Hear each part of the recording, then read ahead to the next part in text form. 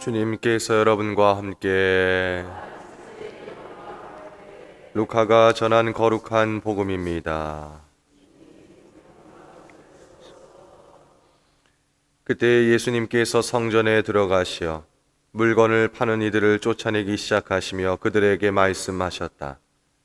나의 집은 기도의 집이 될 것이다 라고 기록되어 있다. 그런데 너희는 이곳을 강도들의 소굴로 만들어 버렸다.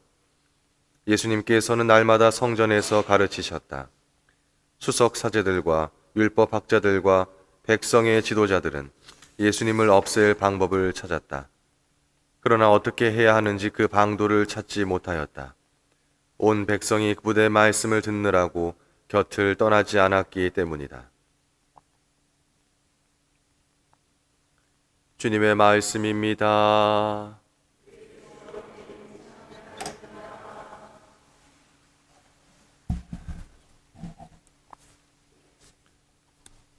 복음서를 읽다 보면 예수님께서 아주 강하게 말씀하시고 행동하시는 부분이 몇 군데 있습니다. 마치 화를 내시는 것 같은 모습은 잘 나오지 않는데요. 오늘 성전에서 하신 일은 몇 안 되는 모습 중에 하나입니다.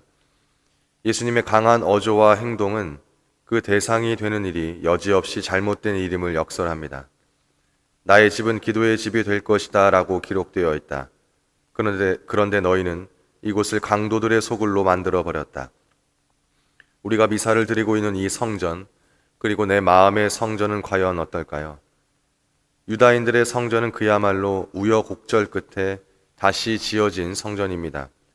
바빌론의 유배를 가던 시기에 솔로몬이 지은 성전은 무너지고 그들은 성전 없는 고통의 시간을 보내야 했습니다. 유배에서 돌아온 후 어렵게 다시 지어진 성전은 그 후로도 이방인들에 의해 더럽혀져야 했습니다. 그토록 그들에게 소중한 성전이 이제는 장사를 하는 경제의 중심지가 되어버렸습니다. 제단에 바칠 예물을 사기 위해서는 현금을 성전에서 사용하는 돈으로 환전해야 했습니다. 그리고 재물을 사지요. 그마저도 가난한 이들은 가진 것을 빼앗기고 장사치들은 큰 이득을 봅니다. 이게 바로 성전의 현실이었습니다. 오늘날 우리의 성전은 어떻습니까?